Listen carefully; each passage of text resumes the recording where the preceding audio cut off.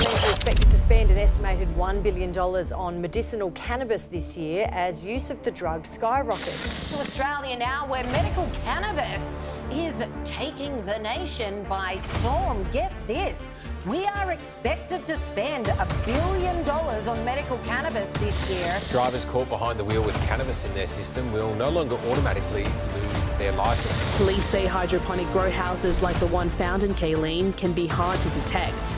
They're encouraging residents to report any suspicious behaviour to Crime Stoppers.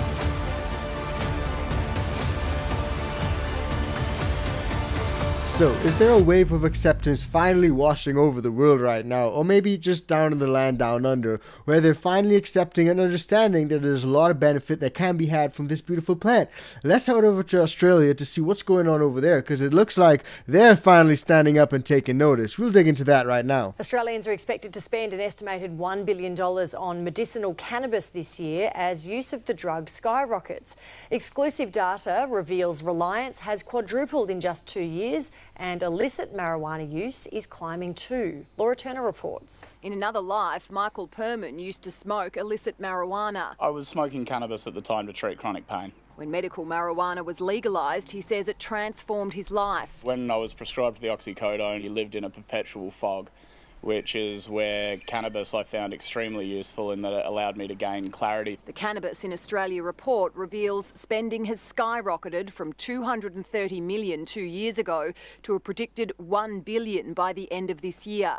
Spending correlates with usage, which jumped from just 3.9% of survey respondents in 2019 to almost 30% admitting they use prescription marijuana. It's used in an incredibly diverse range of conditions.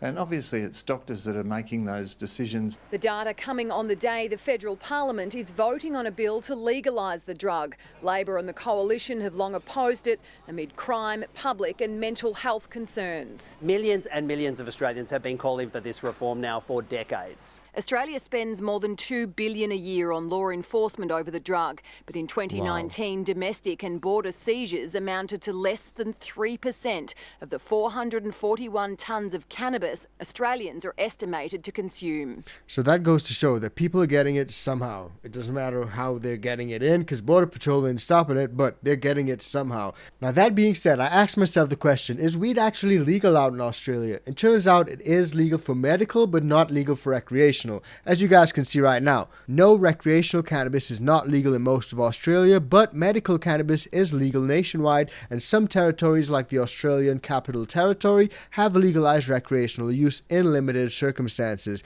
meaning you can only legally access cannabis for medical purposes in most of the country.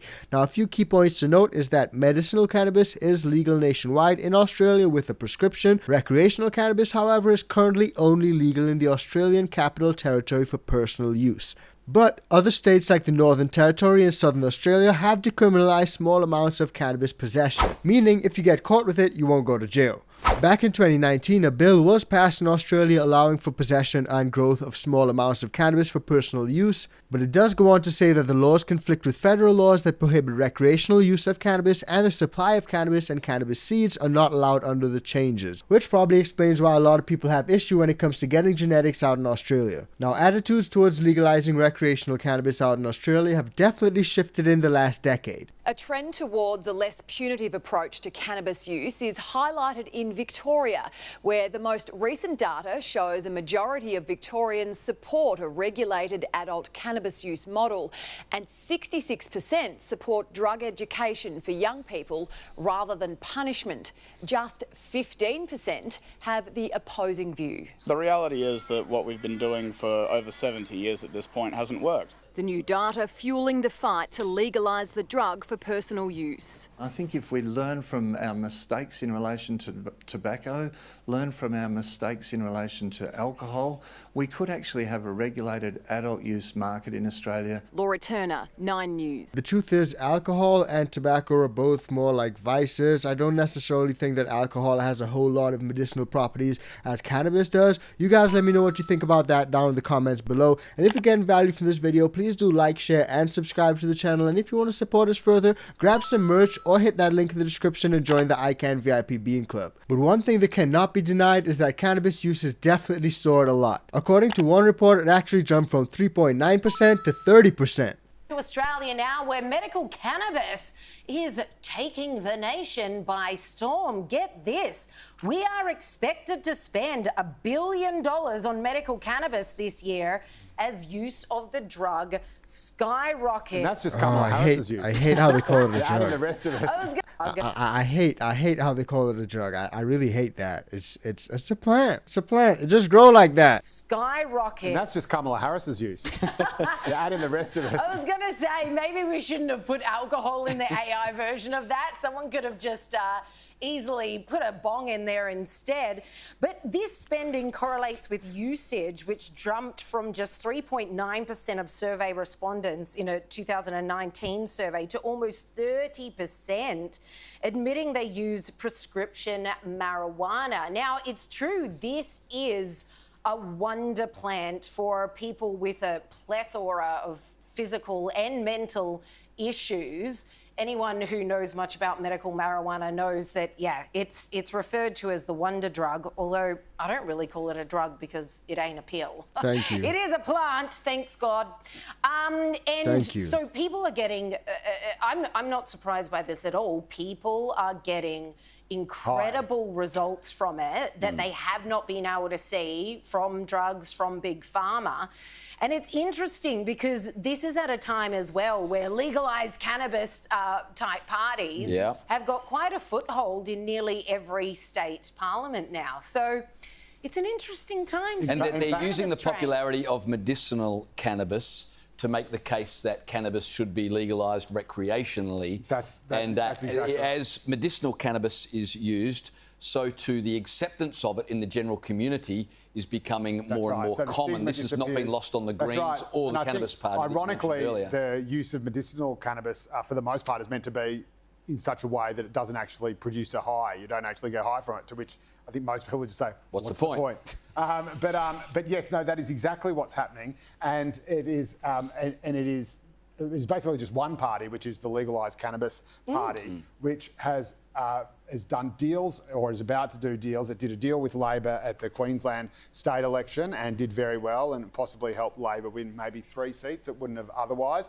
Now, no one particularly cares if Stephen Miles wins government or not. Well, no one wants him to win, but this does mean that they could help Anthony Albanese and Labor federally sneak over the line. And more importantly, they give Labor an option to shore up second preference votes from a minor party that is not the Greens. And so Labor can have as its first party of choice, its primary partnership in the electorate, where it does a deal where it gives 2 to that party above any others. It can have that as the legalised cannabis party and not the Greens. And of course, we all know that Labor hates the Greens at the moment. The Greens are trying to destroy Labor. It's never been more toxic. The Greens are a bunch of extremist a-holes and are doing just terrible, terrible things, holding the country to ransom. So this deal with legalised cannabis gives Labor a huge, huge, huge sort of, I suppose, shot in the arm, if you like, where it doesn't have to associate with people who are fundamentally crazy,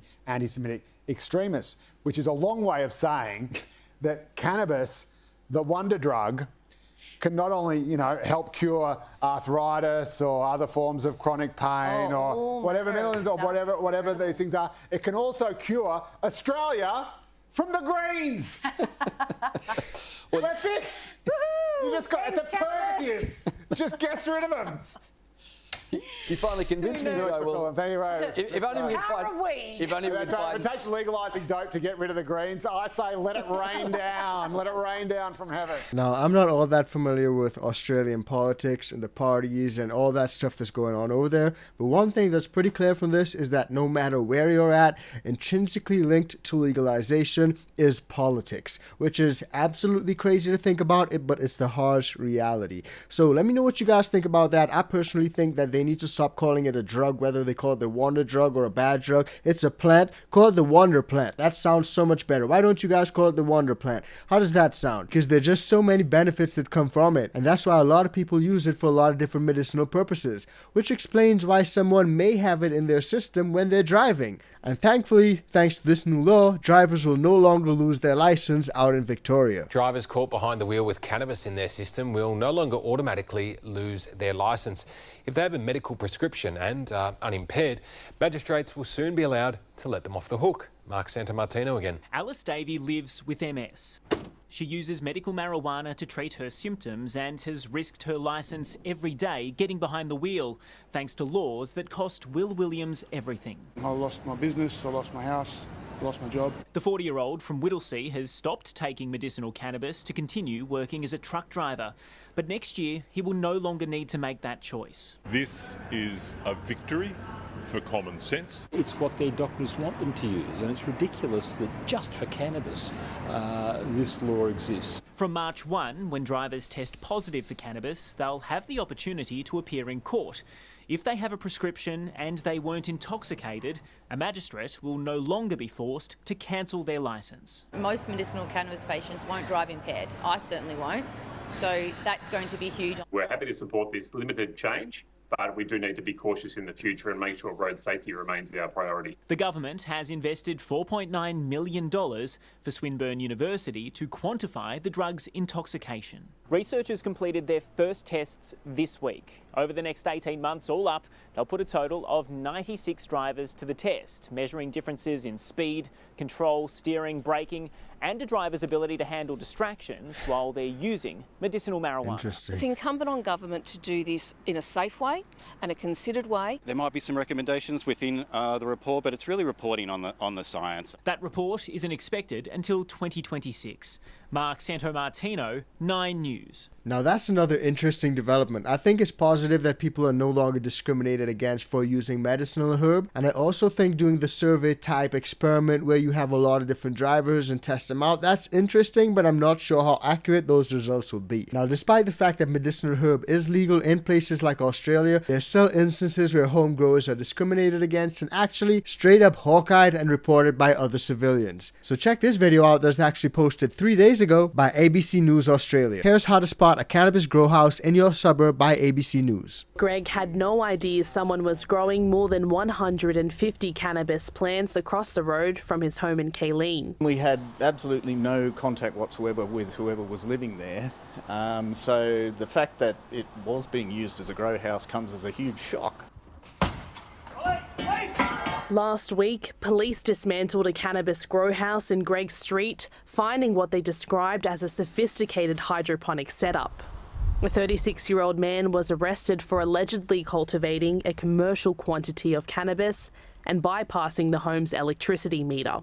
It's not the only grow house that's been uncovered in recent months, with ACT police seizing more than 2,500 plants in 9 houses across Canberra last year.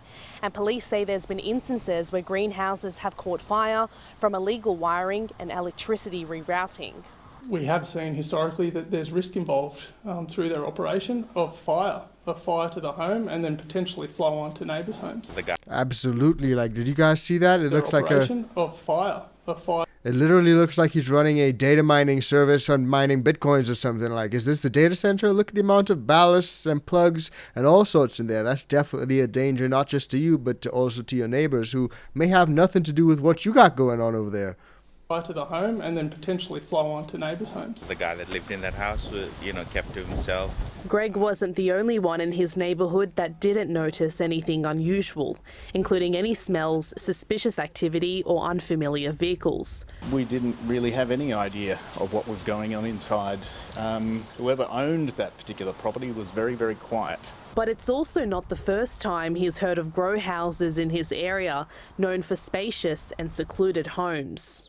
We have backyards here, so the properties themselves are a little bit larger than the sort of other properties you find in other parts of Canberra. Police say hydroponic grow houses like the one found in Kayleen can be hard to detect. They're encouraging residents to report any suspicious behaviour to Crime Stoppers. If you see a house or if you live next door to a house You never see the people that live there, but you've noticed lights are on at all hours, or they come and go at random times, at times of darkness. That could be an indicator. Hidden in plain sight. Justina Basta, ABC News, Canberra. So that goes to show, guys, despite the fact that they are allowing you to grow on small scales, people still abuse it and they try to grow on commercial level scales. And I think that that's why people have issues when the lawmakers are saying that home growers are supplying the illicit market. That's what they're talking about. So let me know what you guys think about that. Drop it in the comments down below. And a lot of people are having concerns that this one group may be taking over the industry. So if you want to find out more about that, check that video out because it's coming up right now.